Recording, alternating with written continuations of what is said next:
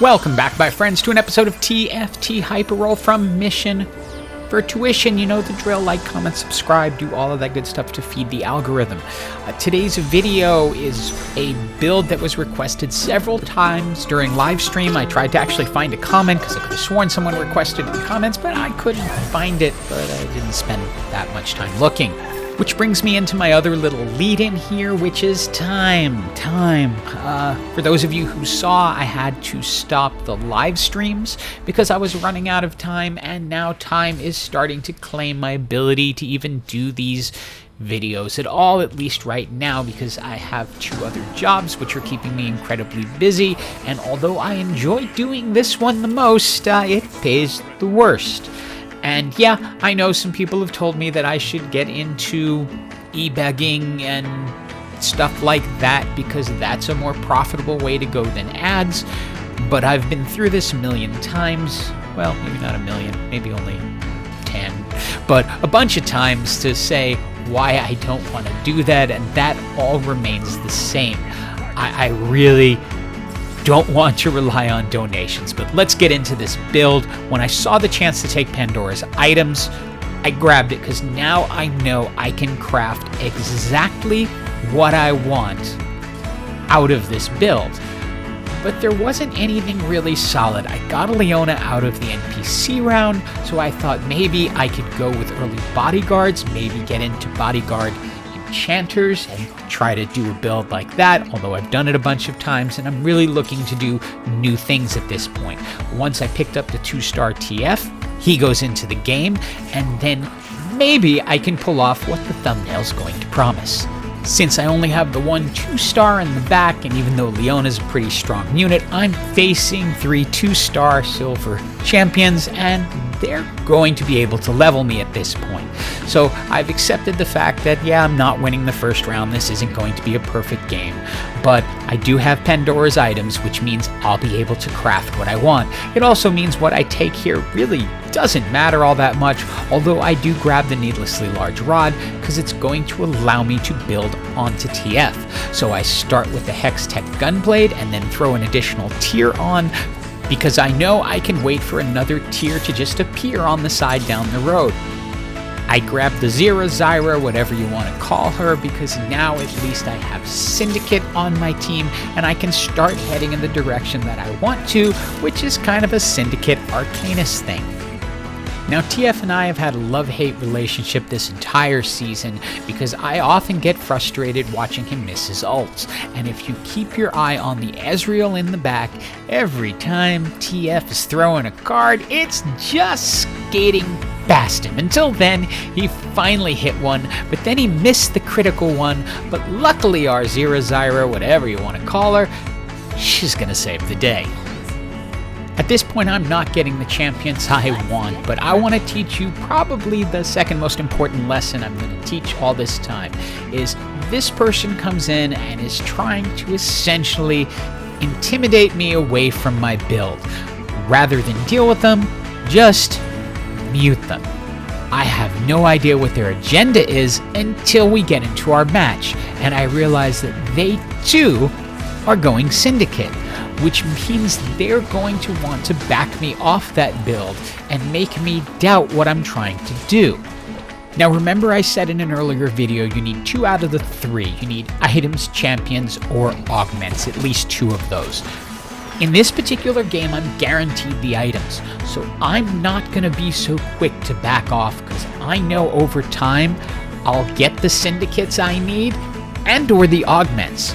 I've got one locked down, especially now that I get a shot at a needlessly large rod, and I have another one on the side. I can use a Poppy, make a Rabadon's Death Cap, throw that thing onto TF, and he is just going to get progressively stronger quickly. And of course, here that person comes again to try to show me their disapproval. They're probably flashing some emotes or something along those lines, but I'm ignoring them because I don't care. I'm playing my game and not letting them get into my head.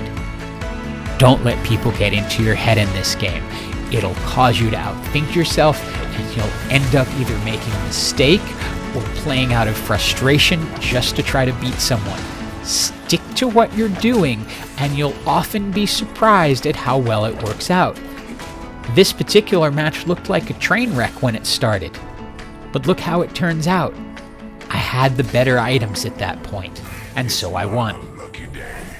And then it's time for our next augment, and oh, looky what we have here. Either a Syndicate heart or an Arcanist heart. Now, my loyalty here is going to be to Syndicate, because I want to get to the 7 Syndicates if possible, or at minimum the 5, so everyone is getting Omnivamp. That will increase the healing on TF and keep the entire team strong. Even if I don't have fantastic champions now, I have items and I have augments. With my 5 Syndicates, all my champions are getting some healing on top of the healing that's being provided by TF whenever he casts, healing himself, and the lowest health champion. It's keeping them up longer, allowing me to win. With Twisted Fate now itemized exactly how I want him, it's time to turn attention to Shaco. That's going to be my second point of damage, AP and AD. So I'm ultimately going to look for the Infinity Edge, Last Whisper, and maybe a Rapid Fire Cannon combo on him. I bring in Echo just to enhance the Assassin, so now I'm running Arcanist, Assassin, and Syndicate together. And I have to be honest and say, I really thought I had this fight in the bag until that Caitlyn managed to take out my Zera at exactly the wrong moment and then survive the Shaco ult and have just enough health to put me away. Now, I talked about this in my builds video, and I don't know where this started or why I'm seeing so much of it, but people are pairing Exiles with Yordles, and it just doesn't work. These are not high health champions. They can't survive for long. I end up beating them much more easily than I should have because they have so small and should have been able to beat me with where they were at. So it's time for our last augment. I'm going to have to explain this. I'm doing Arcanist as a part of my build, but I don't take Runic Shield. The reason why is because I'm relying more on the Syndicate and other champions to stay alive. Therefore, I decide to go with the healing rather than just have 2 or potentially 4 champions who are going to get that shield. Notice I've also now completed my Shaco itemization. The Infinity Edge, Last Whisper, and Rapid Fire Cannon are pretty much the perfect items for him, especially when he already has the Omnivamp on top of the Celestial Blessing that I just picked up. Now, this is that other person running Syndicate, and right now they have a huge champion advantage on me because they have a 3-star Zyra hanging out in the back who's going to be able to one-shot a large part of my team just like that. Now, the key for me is going to be to get my Shaco up to 2 stars. That will allow me to get to that Zyra much quicker, and there he is. I have them with the perfect items, and I have great augments. I don't necessarily need to have a 3-star Zyra or a 3-star Shaco for this. I also decide to upgrade to a Lux in terms of my other Arcanist so that she can be doing damage as well, but she's going to start off a little weak because I don't have great items yet. And I've talked in so many videos about the 2 points of damage, and here you're going to see them work out. Shaco is going to go through the back line and just absolutely wreck things, especially something with a Dragon's Claw, while TF is holding them back in the front with his AP damage. Together, they decimate the damage charts. Now, I cut to this moment just because the original request was for a 3-star TF, and well, there he is! And I want to play this out as it is because I want to show you the absolute beautiful thing that is Pandora's items. First off, I'm still waiting to try to get that last Syndicate. I have Alessandra in there just to trigger the Scholar buff to help with mana just a little bit, but I'm really looking for the 7th Syndicate. Now my item transformation.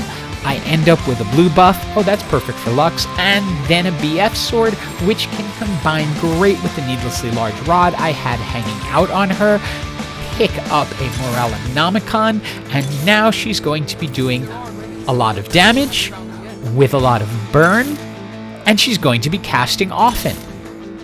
Perfect items for what I'm doing. Now the key here is my team has an absolute ton of healing on it. I've got the Syndicate buff with the Omnivamp. I've got the Celestial Blessing. I've also got 2 Hextech Gunblades and 2 people who cast fairly often and now with a lot of power. So they're going to keep this team alive and allow me to win. Coming out of this fight, I get the chance to 2-star my Lux and upgrade my Lysandra to a Kitty Cat, which will keep me with the Scholar buff, give me the Academy buff, and more protection onto TF so he can be a solid carry. Now look, I don't know who made this a thing, but I think they were trolling you, because I have seen this so often in so many games with the Exile Yordles, and I don't understand it, because I find it so easy to beat.